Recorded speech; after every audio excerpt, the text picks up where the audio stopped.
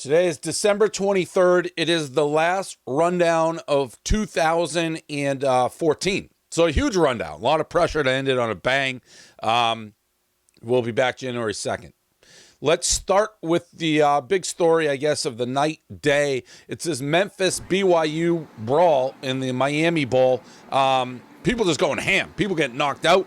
A lot of jokes about BYU. Why would you expect BYU? Big Cat, what do you got? So that was my initial reaction. Why would you expect BYU to fight? But the more I thought about it, the more it makes sense. Because you throw a bunch of Mormons on South Beach, and they're not allowed to fuck, and then they play this emotional game and get beat at the last second. I'd fight everyone too. Think about how much, like, those guys are probably so backed up, and they've been looking at hot, chicks on the beach all week. They can't have sex. They can't get their dick sucked. I'd start swinging at everyone in sight as well. KFC, you guys are switched on my screen. That's never happened. KFC?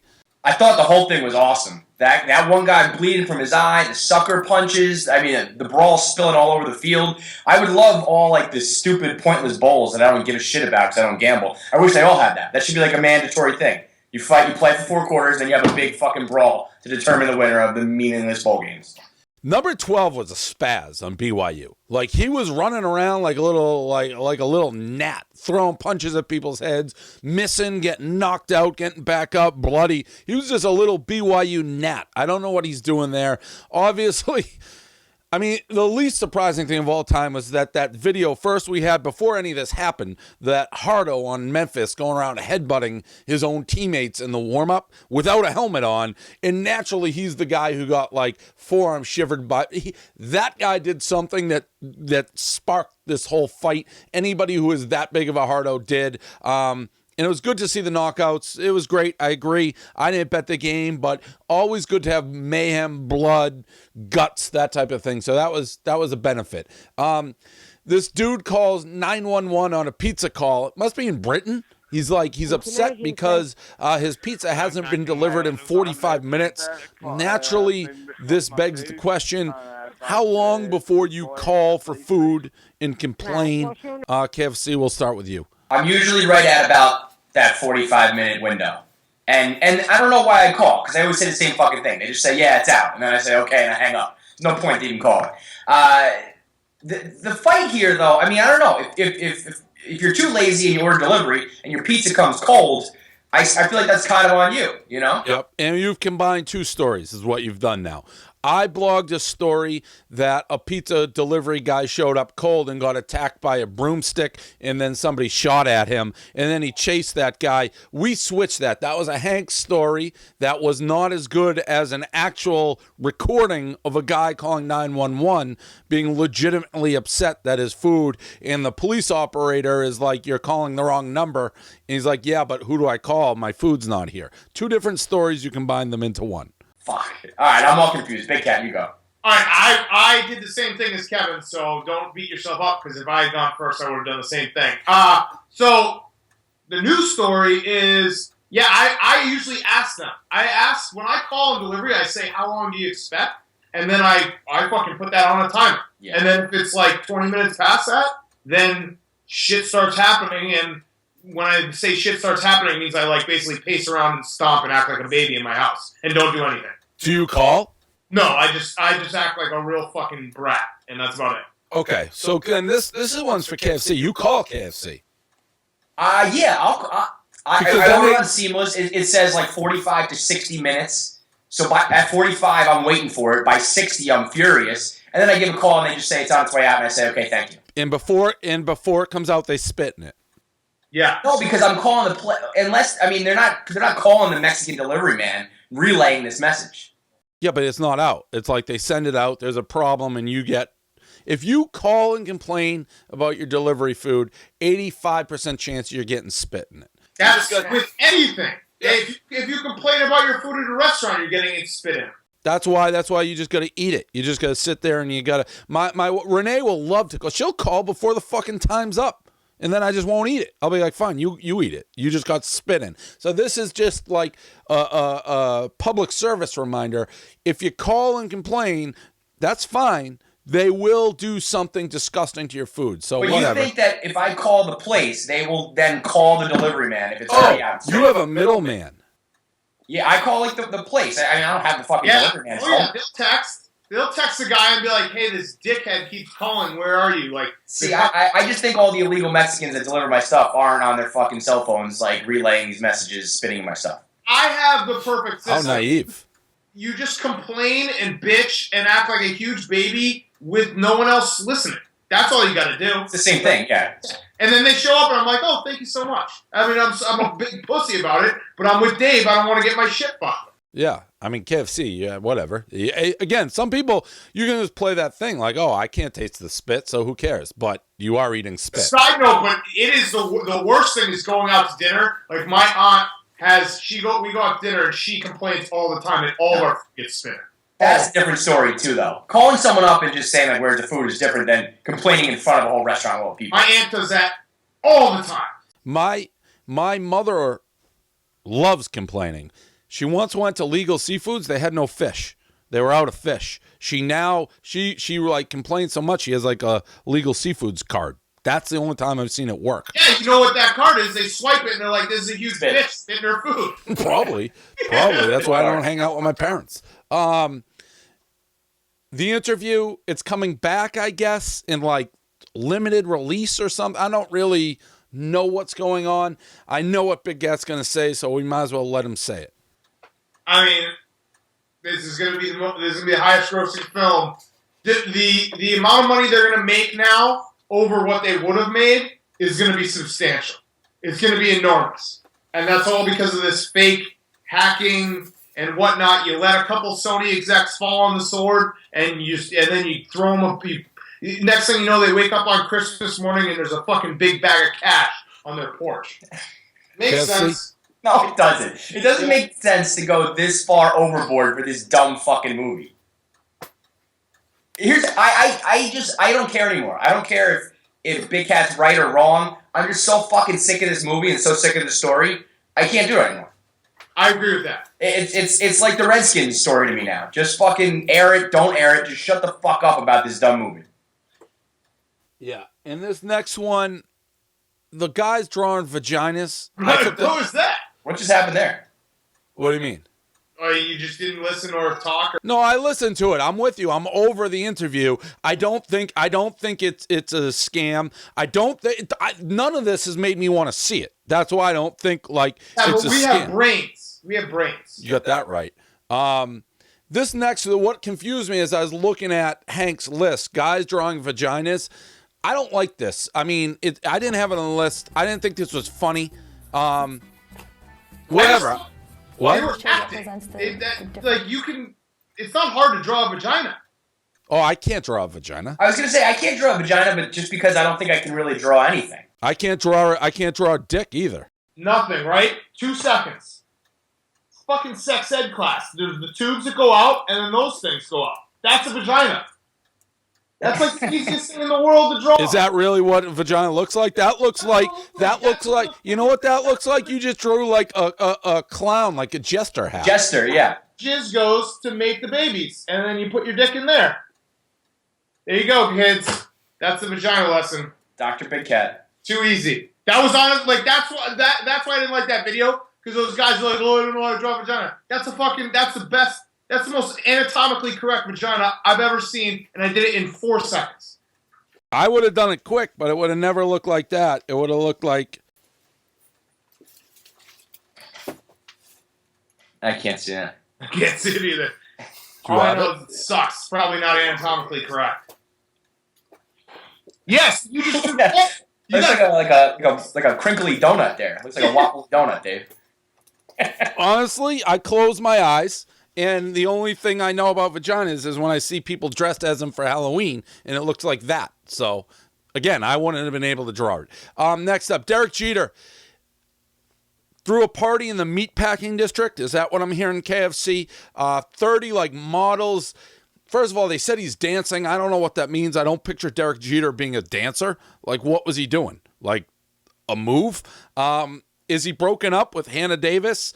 What's going on with your boy No, Jeets? I don't think he's broken up. I think he can just do whatever he wants, whenever he wants, and Hannah Davis just knows that's part of the deal. Jeter has every girl he's ever dated whipped to the max, and the minute that they don't do his bidding, they get kicked to the curb, and they all know that. So when he's like, listen, I'm going to go party with the dudes and 30 models at the club for Sunday Night Football, you have to fucking deal with it. She has to decide whether she wants to deal with it or wants to get kicked to the curb. She's a smart girl, and she sticks around. The guy's got it made. He lives a life. Still in retired life, he has that type of clout, huh? I would say so, yeah. I think based off his reputation alone. I mean, towards the end, it wasn't even about his baseball play. It was just him being the reputation of, like, the famous coxman. Yeah, but when you still put that uniform on and trot out to shortstop, that means a girl can go watch you. That's my boy. That's my, what do the kids call it now? Your bae? Yeah, I guess That's my he loses bae that at factor, shortstop. yeah. Big Cat? My question, and Kevin will be able to answer this because I don't keep up on Jeter. Was he ever, during his career, would he ever have parties like this? Where is this publicized? I think he maybe did a couple things at the 40-40 Club when that like first opened with Jay-Z. Otherwise, I mean, this is his whole thing. He kept this all buttoned up. Total midlife crisis. Total midlife crisis here. This is Derek Jeter basically saying, I don't have that clout anymore. I can't trot out in that uniform. So now I have to do these over-the-top parties to kind of let myself know that I still got it. No, see, I mean, listen, I hate to defend Jeter, and I would love to jump on there with you. But I think he's just doing it now because he was smart enough to never do it for fucking 18 years. I don't know, man. If you spend 22 years, 20 years as the shortstop of the New York Yankees, then all of a sudden you're not, I feel like that's got to fuck with your head a little, and now you got to kind of overcompensate a little bit. Just quick side note, I once got invited to puff at the 40-40 Club. I don't know if you guys are working for us at this time, but I got into a pseudo-rapper fight with Hank. What was your boy's name? No, the white kid. Chris Webby. Oh, yeah. Chris Webby. And we asked him to open for Stool Palooza or Back to Stool or something. And his manager, I don't even know how he got my number, but he called me and he didn't introduce himself. And he didn't say who he was, but he started the conversation with, you want to go puff at the 40-40 Club and figure this out? I was like, who is this? What are you talking about? He's like, yeah, the 40-40 Club. We'll figure it out. It's like, what is that? He explained what it is. It's like, I don't know who you are, and I'm in Boston, by the way. Your Lou Pearlman days, you should write a book about him. Yeah. It was legitimately. That's how, hello?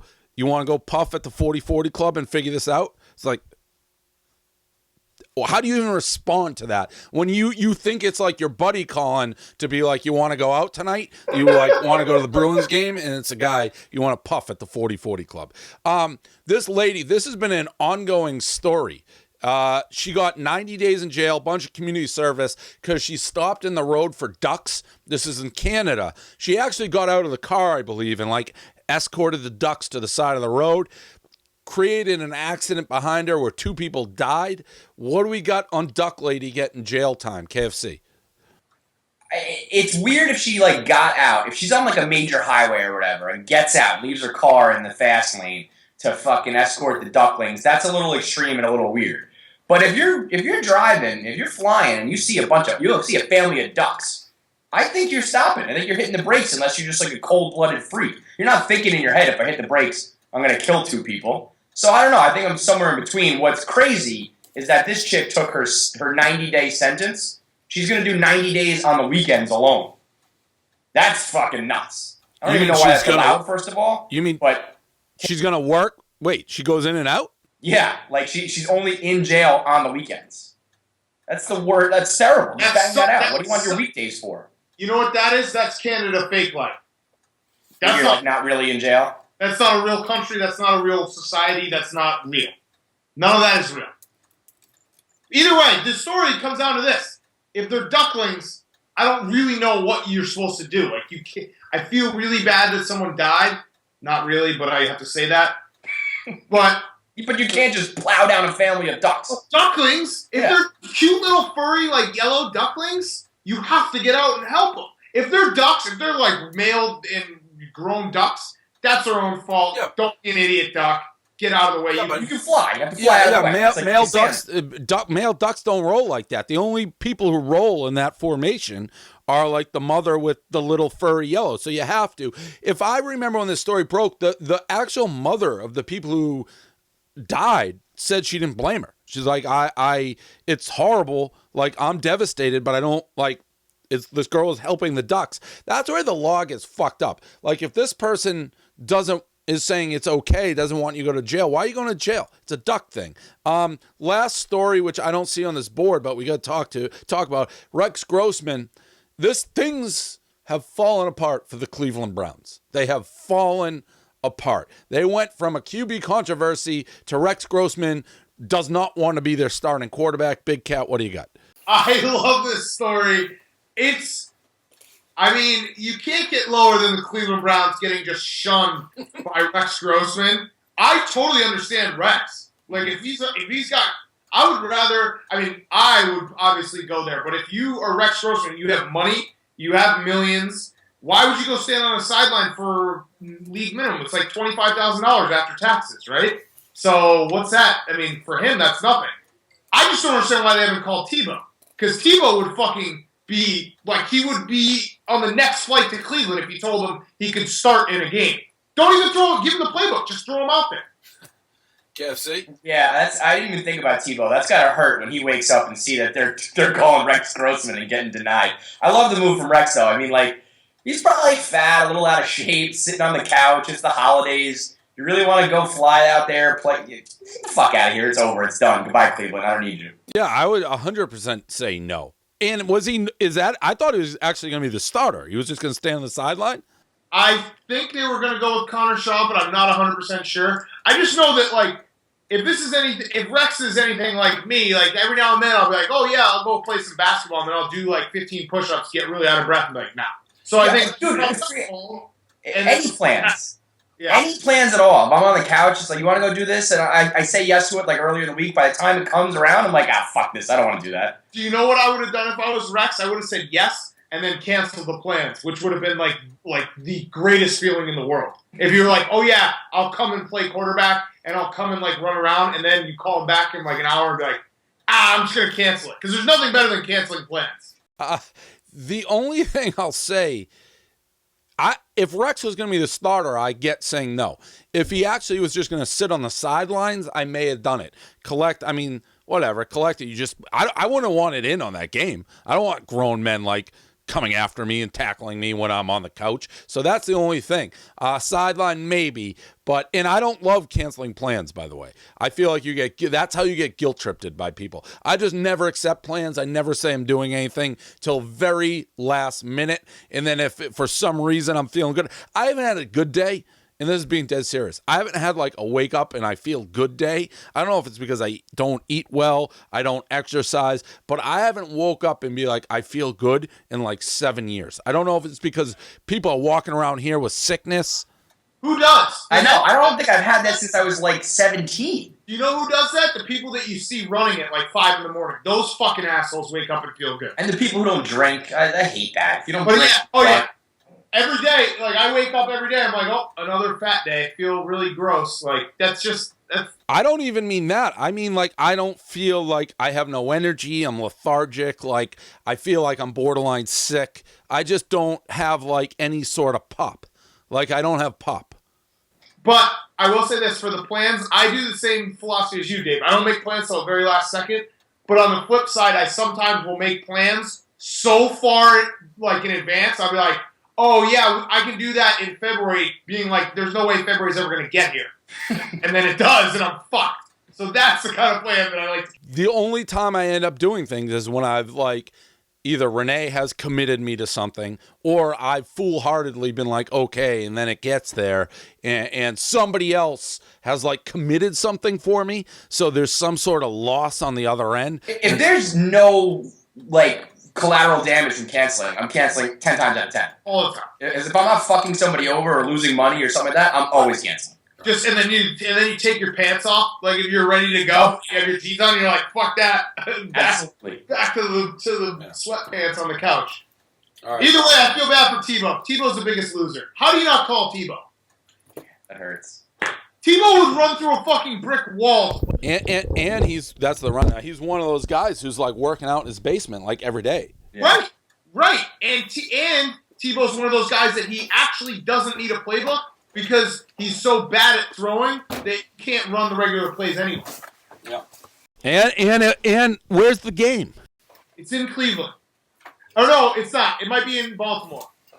I was gonna say if it's even that, like, use your brain. You sign Tebow, you sell Tebow merchandise for like one game, like the Savior Browns. That's $1 million idea. You probably have a T-shirt on sale at Barstool. I would. I may anyways. Could you a Tebow Brown shirt? Tebow Brown shirt. As seen on the December 23rd rundown? Yeah. Like, this is what it would look like. Oh, man. Could you imagine, though, Tebow? Like, I would love to see him just no offense. Like, just don't even have an offensive coordinator. Be like, Tebow, play it like flag football. Just go out there and just, like, run plays. Just, like, you go there. Tebow, you fucking do your thing. That would be so compelling. Yeah, I'd watch. I've been like trying to watch Johnny Football plays on the Red Zone. I've only seen, like, I'm balancing it when the Patriots are on. I've only seen him take like 2 snaps. What was talked about yesterday in the rundown about Johnny Football? Pretty bad 2014. I don't even know that we talked about him. Yeah, I don't think we brought him up. What do you think about? I mean, his injury is sort of what people have talked about, is that he's going to get injured because.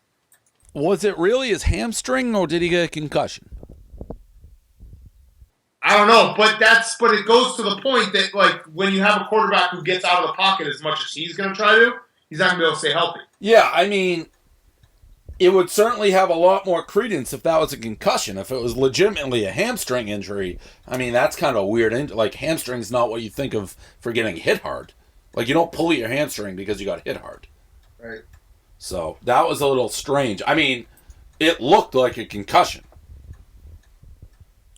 But whatever. I mean, I don't know. I don't even know. I don't even know if we're still friends. What? Have you not talked to him in a while? I haven't talked to him since he started this, like, playing, and I just feel like we're getting distant. So, like, in terms of making plans, if Johnny calls you, are you still, jumping at the opportunity, or are you back on the, like, I don't know? No, I am, but, Because that's really how you define if you're friends or not. Like, if you wanted to go out with him, or if you would treat him like everyone else. And no, I still want to go out with him, but his star is losing its shine a little bit as he continues to stink.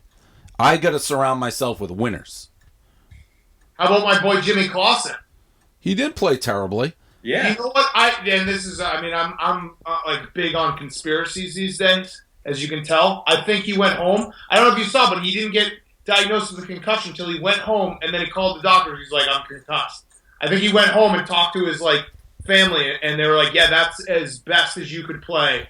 You basically got a backup quarterback job for the next 2 years. Don't go play week 17 and fuck this up. Yeah, I mean, it looked like he got concussed. I mean, he got demolished. I'm actually surprised he wasn't concussed right there on the spot. No, he that's got creamed. That was crazy. Yeah. Yeah, so. All right. I guess that's... See you next year. Yeah, next year. Crazy. Oh, no, it's see you in a year, right? No, what is... See you next year. See you next year. That's a joke? That's an office joke that gets tossed around this time of year. Oh. The worst. All right.